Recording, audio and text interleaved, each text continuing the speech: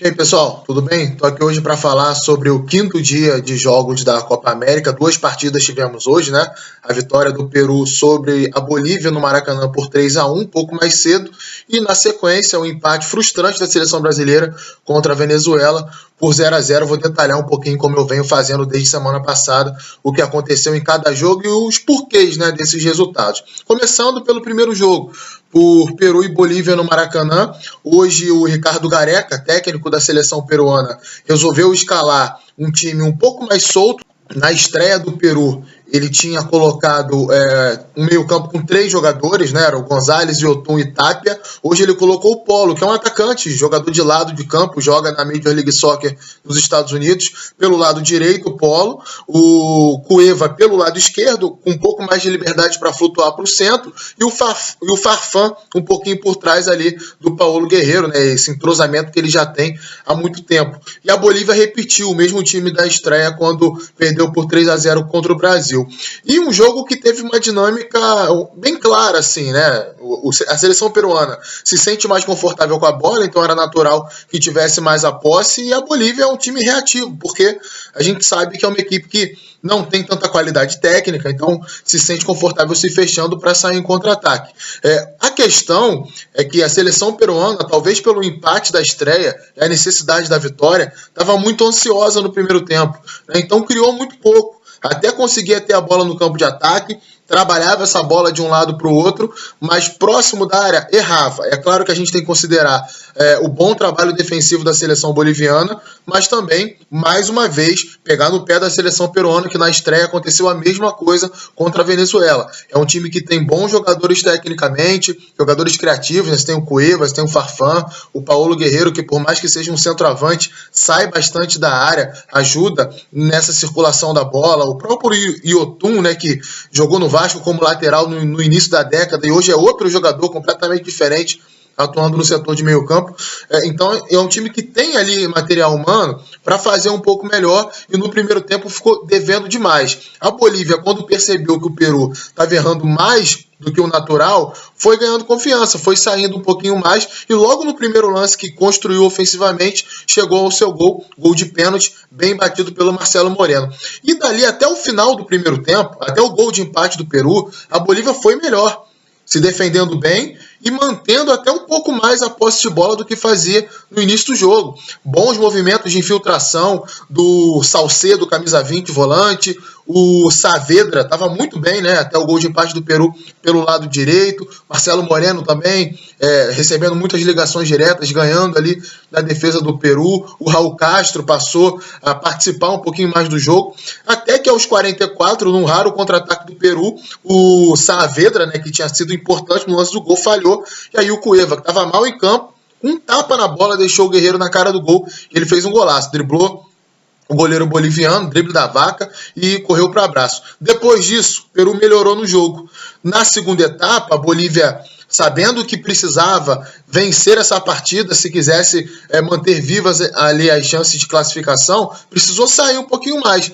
E aí se abriu, né? Ficou muito clara o limite do jogo da Bolívia, que é justamente esse. Não pode tomar muita iniciativa de atacar, porque aí expõe a fragilidade do sistema defensivo, e o Peru deitou e rolou no segundo tempo. A seleção peruana, né, jogou muito bem no segundo tempo. Farfán e Guerreiro fazendo dobradinha no segundo gol, inclusive, o Guerreiro saindo da área, lançando o Farfán para marcar de cabeça, e já no finalzinho o Edson Flores entrou e acabou marcando.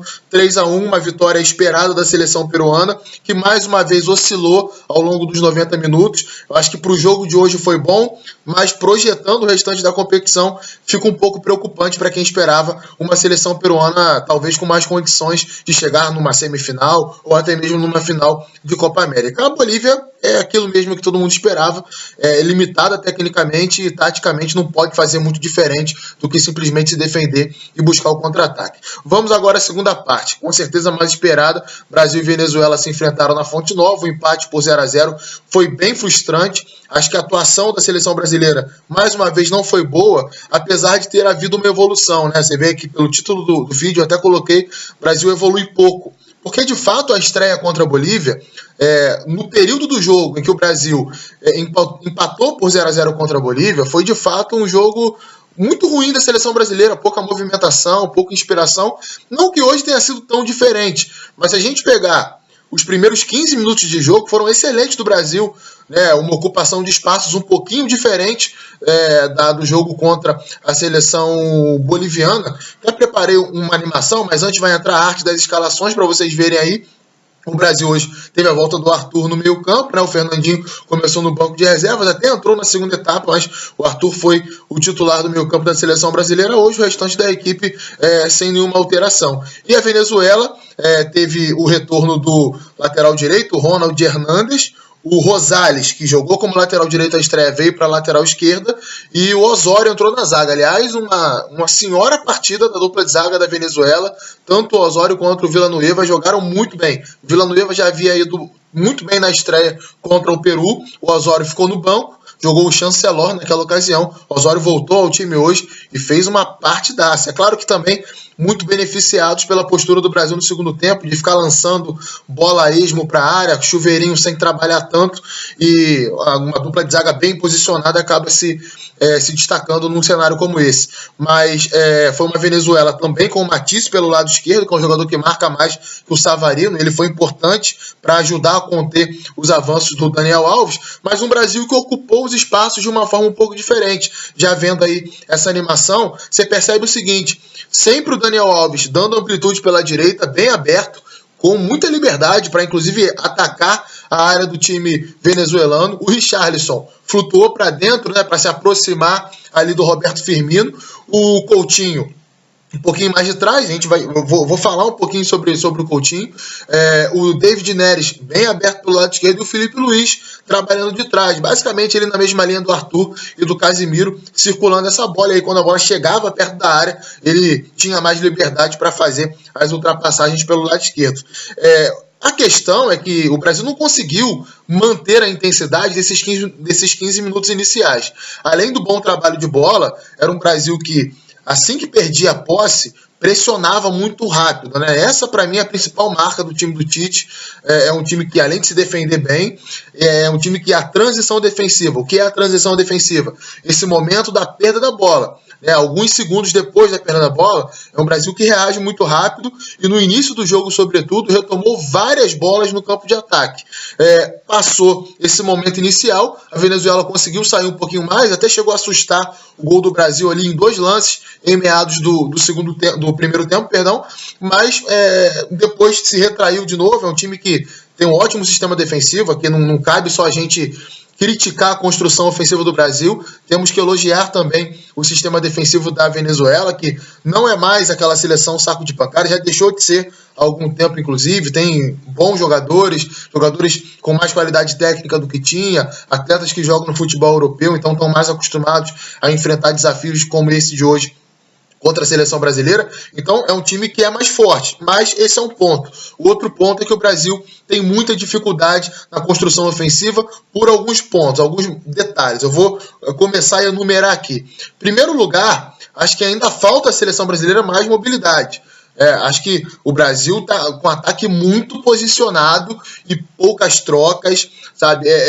Pouca interação entre os jogadores no sistema ofensivo sem a bola, sabe? Aquela troca de posição que sempre caracterizou o futebol brasileiro. Acho que o Tite está insistindo há muito tempo nesse modelo de ataque um pouco mais posicional. Esse é o primeiro ponto. Segundo ponto, a gente tem que debater as peças que o Brasil tem e a função que elas vêm fazendo. Em primeiro lugar, o Casimiro, que é um volante que é muito bom nessa pressão pós-perda que eu falei, é muito bom no momento defensivo, mas que quando tem que construir, ele não oferece tanto assim. Inclusive, perdeu espaço no Real Madrid, muito em virtude disso também.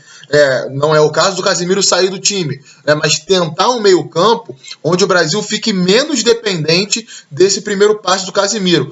Na mesma linha dele, joga o Arthur, que qualifica essa bola, esse primeiro passe, mas ainda precisa evoluir para romper essa primeira linha de marcação. O Arthur é um jogador de ritmo, que gira o jogo de um lado para o outro, sabe sair da pressão, sabe? É um jogador excepcional, mas ainda pode melhorar um pouco mais nesse passe que vence a primeira linha de marcação do time adversário. E aí não é uma culpa só dele, é culpa também dessa movimentação que eu citei anteriormente. Acho que o Felipe Coutinho, nessa função, centralizado, não oferece tudo que pode a seleção brasileira. Coutinho nunca foi esse jogador para jogar entre as linhas de marcação, para jogar nas costas dos volantes adversários, para receber de costas para a linha defensiva, não.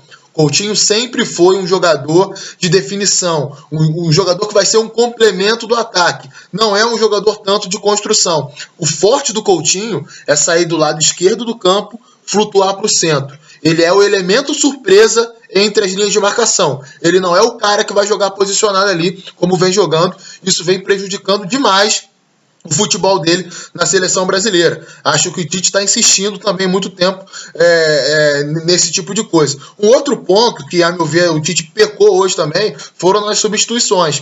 Eu, sinceramente, não entendi a mexida do Gabriel Jesus pelo Richarlison no intervalo, sendo que não mudaria nada daquilo que foi feito no final do primeiro tempo. Na reta final do primeiro tempo, o Tite inverteu o David Neres e o Richarlison de lado. Né, o Neres, que é canhoto, veio jogar do lado direito. O Richarlison, que é destro, foi jogar do lado esquerdo. Para quê? Para tentar ter essa bola dominada, esse enfrentamento individual e até abrir espaço para uma ultrapassagem do lateral. O Brasil jogava pouco pelos lados.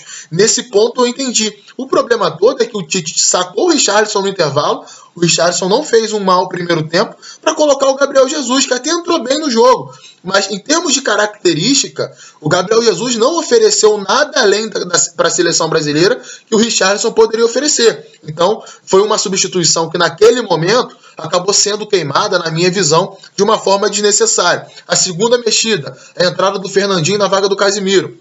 Fernandinho tem um passe muito mais qualificado que o Casimiro. Ele até tem essa característica de vencer essa primeira linha de marcação. Mas para o momento do jogo que isso aconteceu, talvez a mexida a ser queimada era de um jogador um pouco mais ofensivo. Talvez o Alan, para aumentar a capacidade de infiltração do meio campo da seleção brasileira, ou o Lucas Paquetá, que ele sim tem essa característica de jogar ali entre as linhas de marcação, sabe? Acho que o Coutinho ficou em campo, por mais que tenha feito um gol depois bem anulado pelo VAR, ficou em campo sem apresentar o futebol para isso. Acho que o Roberto Firmino também não apresentou um grande futebol, oscilou demais ao longo do jogo, então duas mexidas ali que eu senti falta no jogo de hoje. O Everton entrou muito bem depois, foi uma mexida correta.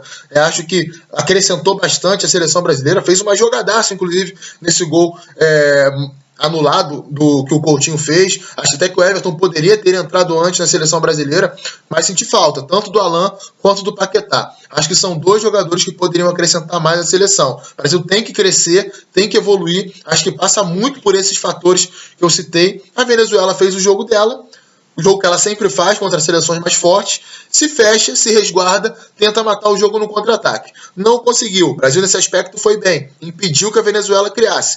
Mas, em se tratando de seleção brasileira, é muito pouco. Acho que não é o caso do discurso alarmista, de você dizer que está tudo errado, que o trabalho do Tite é uma porcaria. Não, acho que tem pontos que não estão dando certo, que o Tite tem que abrir o olho para esse time começar a evoluir, para esse time começar a dar resposta dentro de campo. Porque a gente sabe muito bem como é o ambiente do futebol brasileiro. De repente começa uma pressão muito grande e o dirigente não tem peito para segurar. Ele manda embora. E acho que não é a medida mais correta. Para mim, o Tite tem que continuar como técnico da seleção brasileira.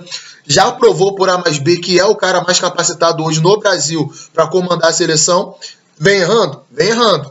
Algumas coisas que ele vem tentando não está dando certo. Tomara que ele tenha essa percepção para alterar o rumo da seleção brasileira. Então é isso, galera. Espero que tenham gostado. Se sim, deixem aí o seu like, compartilhem o vídeo com seus amigos. Não deixem de se inscrever no canal também, é muito importante isso. Toquem lá no sininho para receber a notificação e a qualquer momento eu estou de volta para a gente falar muito mais sobre futebol. Nesse momento a Copa América é o foco.